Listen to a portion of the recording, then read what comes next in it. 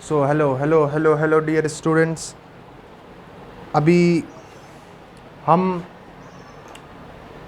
Geography for NDA पढ़ने जा रहे हैं।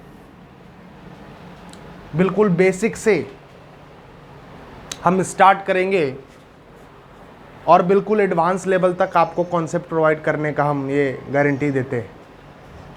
बच्चों, आप सभी का फिर से मैं स्वागत करता हूँ हिमांशु राणा क्लासेस के यूट्यूब चैनल पे।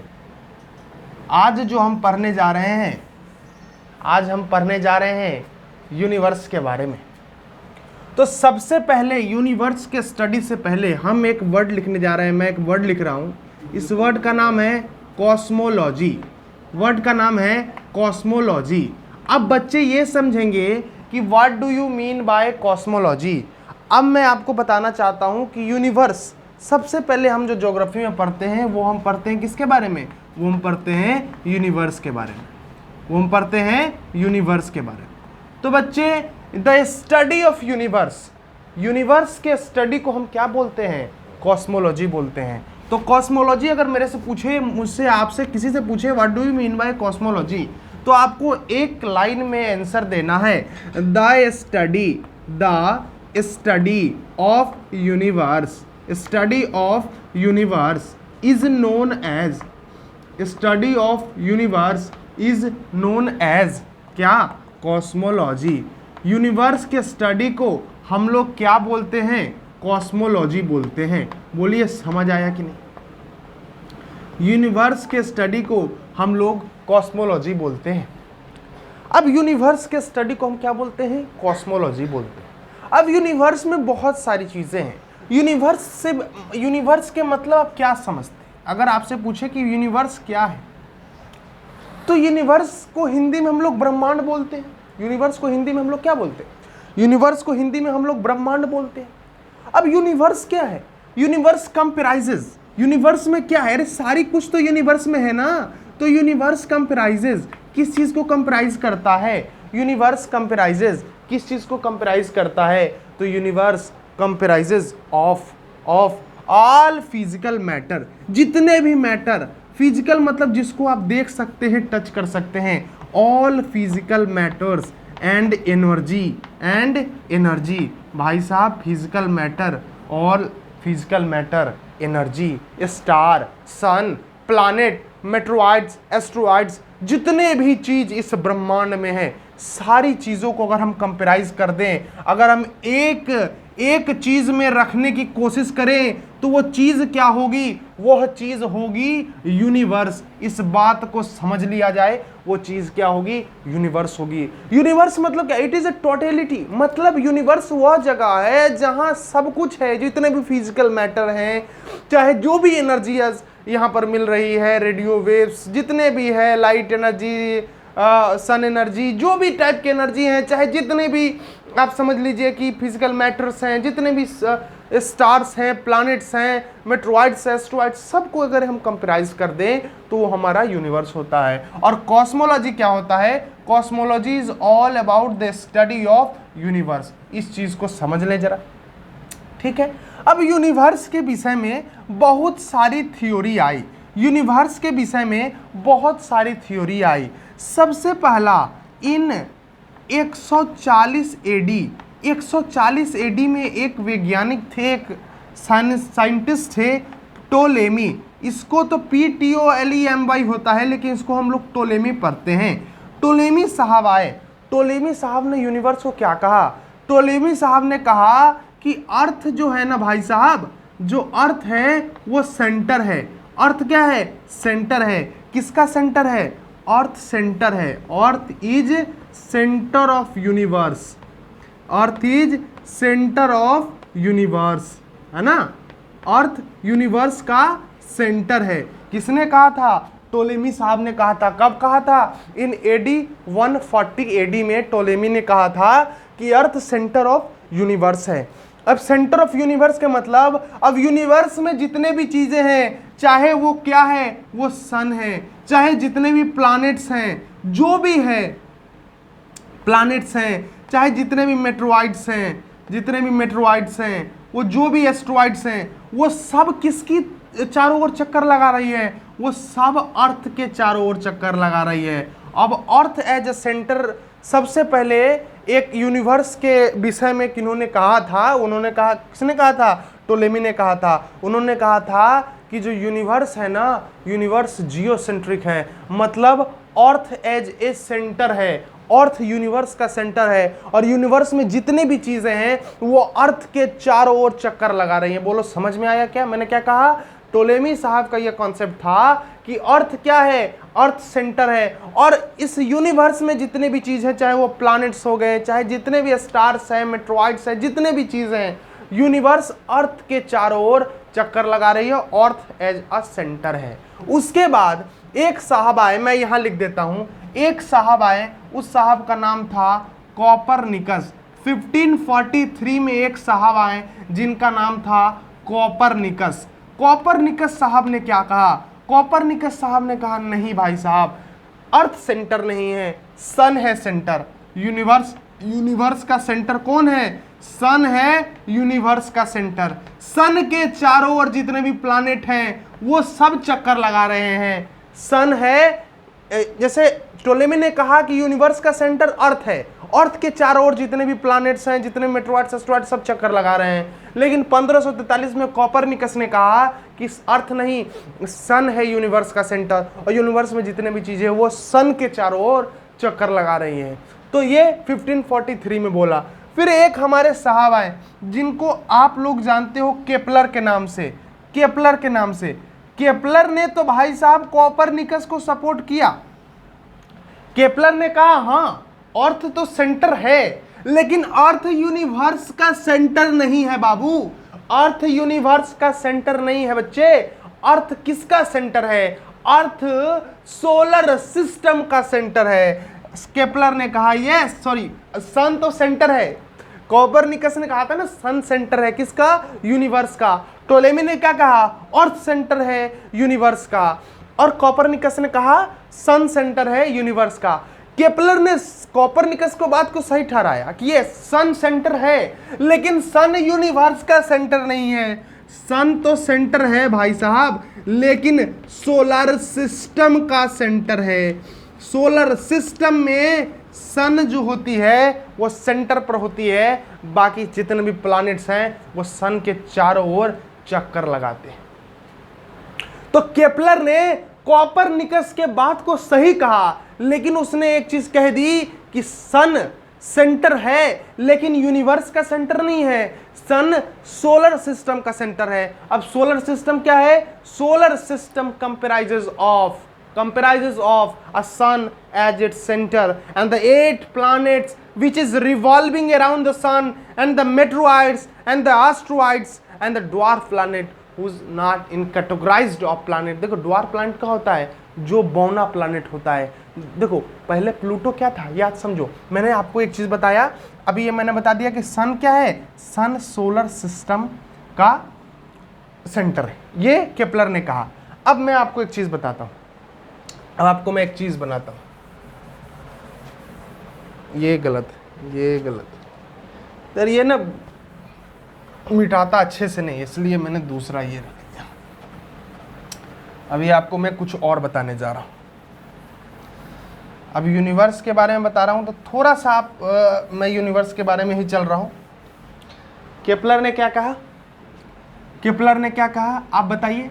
केपलर ने कहा कि हाँ भाई साहब एक चीज जान लीजिए, सन जो है वो सेंटर तो है, बिल्कुल सेंटर है, लेकिन सन सेंटर किसका है? सोलर सिस्टम का सेंटर है। ये समझ गए ना सोलर सिस्टम का सेंटर। अब सोलर सिस्टम क्या होता है? सोलर सिस्टम एक सन होते हैं और 8 प्लैनेट होते हैं। एक होता है प्लैनेट, एक होता है प्लैनेट और एक होता है ड्वार्फ प्लैनेट। ये सब भी समझने की बहुत जरूरत है ना।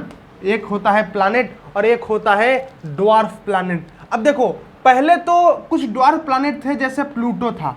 पहले हम लोग प्लूटो को भी प्लैनेट ही समझते थे, है ना। 9 प्लैनेट हो गए थे, प्लूटो को भी हम प्लैनेट समझते थे।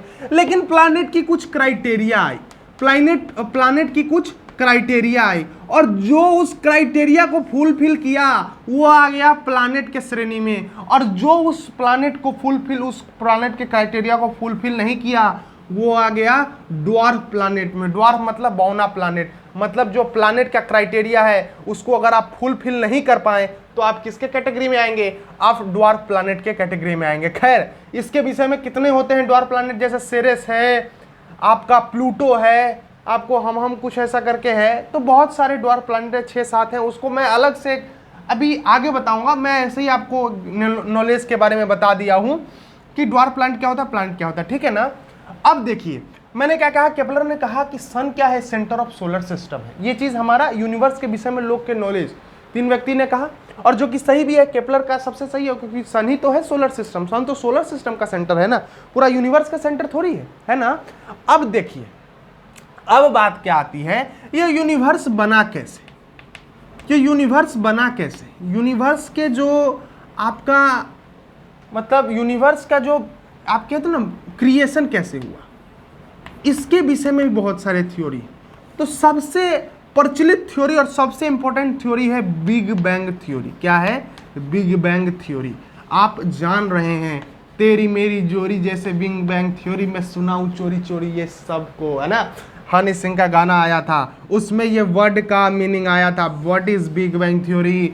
इंटेलिजेंट आदमी तो भैया समझ गया बिग बैंग थ्योरी, मूर्खवा आया big bang theory. Big bang theory पता है नहीं बिग बैंग थ्योरी क्या है? वैसे मूर्ख कोई नहीं, मैं भी नहीं समझा था, मैं भी उस समय मूर्ख था, मैं अब समझ गया हूं, तो मैं अभी आपको समझा रहा हूं, ठीक है। तो क्या है बिग बैंग थ्योरी? ये यूनिवर्स के क्रिएशन के बारे में जो सबसे प्रचलित, सबसे फेमस थ्योरी है कि यूनिवर्स बना कैसे, यूनिवर्स का क्रिएशन कैसे हुआ। तो उस बेसिस पर सबसे इंपॉर्टेंट थ्योरी जो है भाइयों, वो सबसे इंपॉर्टेंट थ्योरी है big bang theory. Big bang theory क्या कहता है कि यूनिवर्स पहले एक बॉल था। क्या था? बॉल के शेप का था। वो बॉल तो था, लेकिन बॉल के पास वेरी हाई डेंसिटी था, वेरी हाई डेंसिटी। उसमें डेंसिटी बहुत ज्यादा थी, डेंसिटी बहुत ज्यादा थी, वो डेंसिटी बहुत ज्यादा थी उस बॉल में। वो अर्थ पहले यूनिवर्स एक बॉल के प्रकार का था, उस बॉल में बहुत सारी डेंसिटी थी। जब एक विस्फोट हुआ, बिग बैंग थ्योरी में क्या होता है ना, विस्फोट हुआ, ये बॉल क्या हुआ? विस्फोट हुआ। मतलब ये बॉल क्या हुआ? जब ये बॉल पर विस्फोट का कहने का मतलब क्या हुआ? विस्फोट हुआ। जब विस्फोट हुआ ना बाबू, पहले यूनिवर्स क्या था? एक बॉल के प्रकार था। बिग बैंग थ्योरी क्या कहती है? जब एक्सप्लोजन हुआ, किसका एक्सप्लोजन हुआ? इस बॉल का एक्सप्लोजन हुआ। जब विस्फोट हुआ इस बॉल का, big bang theory is all about the explosion of a ball type universe for after the explosion. इसमें जितने भी डेंसिटी थे सब बिखर गए। जैसे मान लो एक बॉल के अंदर, जैसे वो देखते हो ना, कुछ बॉल के अंदर रहता है पन्नी उन्नी, लोग भर देता है, पन्नी जब फटता है तो कैसे बिखर जाता है चारों ओर, है ना। कुछ जैसे कि आप जन्मदिन समय नहीं एक डब्बा को ऐसे करते हो तो सीधा बिखर जाता है, ये चमकी टाइप का सारा और बिखर जाता है। तो बिग बैंग थ्योरी क्या कहता है कि पहले यूनिवर्स एक बॉल के शेप का था, जब विस्फोट हुआ आफ्टर एक्सप्लोजन, और ये बॉल का शेप का था, लेकिन इसमें बहुत सारी डेंसिटी थी, वेरी हाई डेंसिटी का बॉल है ना। तो जैसे ही विस्फोट हुआ, जैसे ही एक्सप्लोजन हुआ, तो बॉल क्या हुआ? बॉल फट गया, और जितने भी डेंसिटी थे इसके अंदर सारे बिखर गए। और वही डेंसिटी बिखर बिखर के किस चीज का फॉर्मेशन हुआ? यूनिवर्स में, जिसमें प्लैनेट्स बने, जिसमें स्टार बने, जिसमें सन बना, जिसमें बहुत सारे गैलेक्सी बने। ये सारी चीजें यूनिवर्स में आई। ये सब क्या था? ये सब बिखरा हुआ चीज तो है, उसका एक्सप्लोजन हुआ, यही सब के कारण तो डेंसिटी इसका बहुत ज्यादा था। ये जैसे ही फटा, ये सारी चीजें बिखर गई और उसी का फॉर्मेशन हो गया। उसी फॉर्मेशन को हम लोग कहते हैं यूनिवर्स का formation by big bang theory. इस चीज को आप लोग समझ गए होंगे। अब मैं थोड़ा सा आगे बढ़ने का प्रयास करता हूं, थोड़ा सा आगे बढ़ने का प्रयास करता हूं। मैं समझता हूं कि बिग बैंग थ्योरी आप लोगों को क्लियर हो गई होगी, है ना। क्लियर हुई कि नहीं हुई भाई साहब? बिल्कुल क्लियर हुई होगी। मुझे लग रहा है कि क्लियर हुआ होगा। मैं एक बार भाई साहब अब जो तेरा कैमरा देख लूं, क्योंकि एक बार मैंने वीडियो बनाया था और शूट हुआ ही नहीं था, उस जोश में पूरा बहुत खराब हो गया था। एक बार मैं देख लूं। जी बिल्कुल बन रहा है, हमारा वीडियो भी बन रहा है, और एकदम हम मजे से आज आपको पढ़ाएंगे। बिल्कुल आज एकदम पूरा फोर फाड़ देना है, एकदम पूरा एकदम झकास एकदम करेंगे आज, एकदम समझाएंगे। आइए अब हम आगे क्या पढ़ेंगे? अब आगे क्या पढ़ेंगे, यूनिवर्स में क्या क्या है वो तो मैंने बता दिया। अब देखिए, मान लीजिए यह एक यूनिवर्स है। यूनिवर्स का एक चीज याद रखिए आप लोग, मैं आपको बता दूं, यूनिवर्स का शेप डिफाइंड नहीं है। कोई व्यक्ति, कोई टीचर कहे कि यूनिवर्स इस शेप का है, उस शेप का है, बिल्कुल गलत पढ़ा रहा है। यूनिवर्स का अभी तक शेप डिफाइन नहीं हुआ है। कहा जाता है यूनिवर्स अभी भी क्या कर रहा है, एक्सपेंड कर रहा है, मतलब यूनिवर्स अभी भी बढ़ रहा है, अभी भी बढ़ रहा है। यूनिवर्स का कोई डिफाइंड शेप नहीं है, याद रख लीजिए। यूनिवर्स अभी तक पता ही नहीं चला है कि यूनिवर्स का क्या शेप है। कुछ थ्योरी से पता चल रहा है कि यूनिवर्स अभी भी एक्सपेंड कर रहा है, अभी भी बढ़ रहा है। इस चीज को जरा सा ध्यान में रखिए। ओके, समझ रहे हैं भाइयों। अब देखिए, मान लीजिए ये एक यूनिवर्स है, मैंने आज फॉर द अंडरस्टैंडिंग में ये बता रहा हूं, ये शेप नहीं है, शेप डिफाइन नहीं है, ये मैं आपको बता रहा हूं फॉर अंडरस्टैंडिंग। याद रखिए, इस यूनिवर्स में ना बहुत सारे मंदाकिनीज हैं। क्या है, मंदाकिनी है। अब मंदाकिनी क्या होता है मैं आपको जरा सा समझा देता हूं। मंदाकिनी, मैंने क्या कहा, मंदाकिनी। मंदाकिनी का मतलब होता है भाई साहब, ये हिंदी में अगर लिख दिया हो गलत तो माफी चाहता हूं, आप देख लेना, जिसको हम लोग कहते हैं Galaxy. Universe comprises of very kind of Galaxy. बहुत सारे गैलेक्सी हैं यूनिवर्स में। तो हम जिस गैलेक्सी में रहते हैं उस गैलेक्सी का नाम क्या है, हम जिस गैलेक्सी में रहते हैं उस गैलेक्सी का नाम क्या है, उस गैलेक्सी का नाम है मिल्की वे गैलेक्सी। शायद आपने कहीं पढ़ा जरूर होगा। हम जिस गैलेक्सी में रहते हैं उसको हम लोग बोलते हैं milky way galaxy. That means आकाश गंगा। आकाश गंगा, हिंदी में इसको आकाश गंगा बोलते हैं। बोलिए भाई साहब, इसको क्या बोलते हैं, आकाश गंगा बोलते हैं। ये किस शेप का है, तो मिल्की वे जो है स्पाइरल शेप का है। इस चीज का ध्यान रख दीजिए। स्पाइरल स्प्रिंग नहीं देखे हुए हैं, उसी को तो स्पाइरल शेप कहते हैं। मैंने क्या कहा, यूनिवर्स का कोई शेप डिफाइन नहीं है। अपने बुद्धि में एकदम, अपने दिमाग में बैठा लीजिए, एकदम जेहन में बैठा लीजिए कि यूनिवर्स का कोई डिफाइंड शेप नहीं है बच्चों।